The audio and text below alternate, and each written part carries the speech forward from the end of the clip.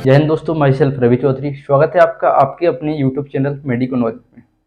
Friends, आज की video में हम पढ़ने वाले हैं डेंगू फीवर के बारे में। यह एक ऐसी बीमारी है जिससे बरसात के मौसम में एंड सर्दियों के मौसम में लोग सबसे ज़्यादा प्रभावित होते हैं। आज की वीडियो में हम पढ़ने वाले हैं what is dengue fever, means dengue fever क्या है, positive agent of dengue fever, sign symptoms and dengue fever, कौन कौन से लक्षण डेंगू फीवर में होता है, ठीक है ना, and phases of dengue fever, dengue की कितनी फेजेज होती हैं। देन इसके बात पढ़ेंगे डायग्नोस्टिक इवैल्यूएशन, मीन्स कौन कौन सी जांचें करवाना पड़ता है डेंगू फीवर में, कौन कौन सी जांचों से हम कंफर्म कर सकते हैं कि पेशेंट को डेंगू फीवर है। देन लास्ट में पढ़ेंगे treatment and prevention of dengue fever. बात करते हैं definition of dengue fever. Dengue fever क्या है?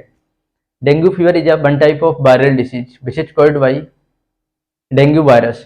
पॉजिटिव एजेंट है ना, डेंगू फीवर का जो पॉजिटिव एजेंट है वो है female adage mosquito. Female adage mosquito के बाइट करने से डेंगू फीवर होता है। बात करते हैं साइन एंड सिम्टम्स की। इसमें कौन कौन से लक्षण दिखाई देते हैं डेंगू फीवर में, कौन कौन से साइन एंड सिम्टम्स दिखाई देते हैं।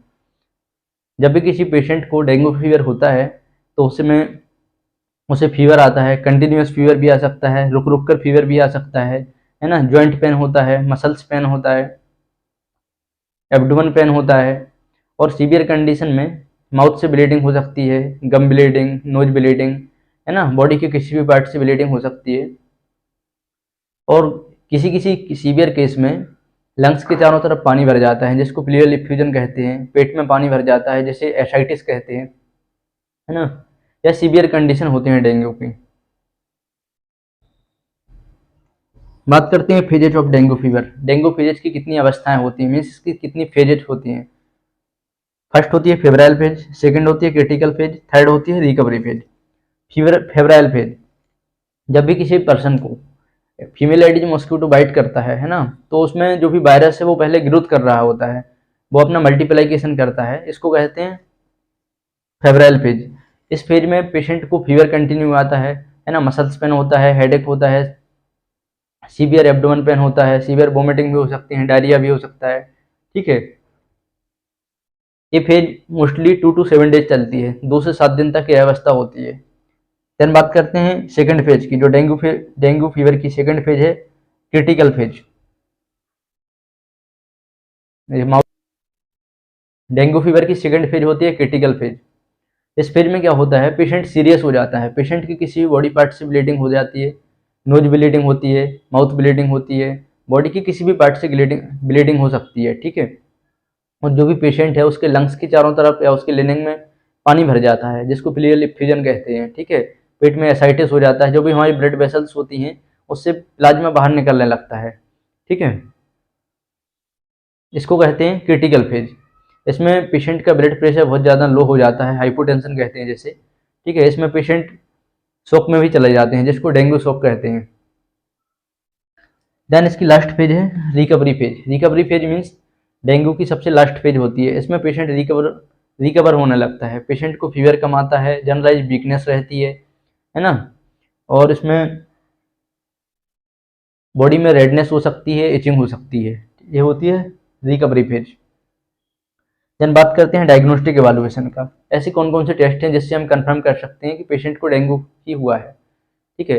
पेशेंट की अपन सीबीसी करा सकते हैं, सीबीसी ब्लड टेस्ट में सीबीसी कराएंगे, सीबीसी में अपन देखेंगे इसकी मैंने प्लेटलेट्स अगर बहुत ज़्यादा डाउन हो रही है तो उसको डेंगू होने का चांसेस है, क्योंकि वायरल फीवर होता है, जब भी कोई वायरल डिसीज होती है तो उस कंडीशन में प्लेटलेट्स लोअर साइड जाती है। और कंफर्म करने के लिए इसका डेंगू आईजीजी, आईजीजीएम एंड NS1 करा सकते हैं। अगर डेंगू की किट में NS1, आईजीजी या आईजीएम कुछ भी पॉजिटिव आता है उससे अपन कंफर्म कर सकते हैं पेशेंट को डेंगू की डिसीज है। बात करते हैं ट्रीटमेंट की। डेंगू फीवर का ट्रीटमेंट किस तरह से किया जाता है। No specific treatment for dengue fever, ठीक है। डेंगू फीवर के लिए कोई स्पेसिफिक ट्रीटमेंट नहीं है। जिस तरह से किसी पेशेंट को मलेरिया की डिसीज होती है तो हम उसमें एंटी मलेरिया ड्रग्स दे देते हैं, अगर किसी पेशेंट को टीबी की बीमारी होती है तो उसमें हम एंटी ट्यूबरकुलोन ड्रग दे देते हैं, डॉट थेरेपी दे देते हैं, ठीक है। लेकिन डेंगू के लिए कोई ऐसा स्पेसिफिक ट्रीटमेंट नहीं है जिससे स्पेसिफिक अपन उसको ट्रीट कर सकें।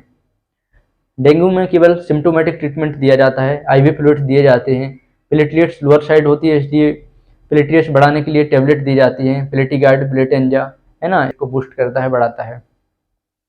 और क्रिटिकल कंडीशन में जब भी पेशेंट का प्लेटलेट 20,000 से कम हो रहा है ना, सीवियर कंडीशन है, तो उस कंडीशन में हॉस्पिटलाइज करके पेशेंट को प्लेटलेट्स बाहर से लगाना पड़ता है, ब्लड बैंक से प्लेटलेट्स परचेज करके।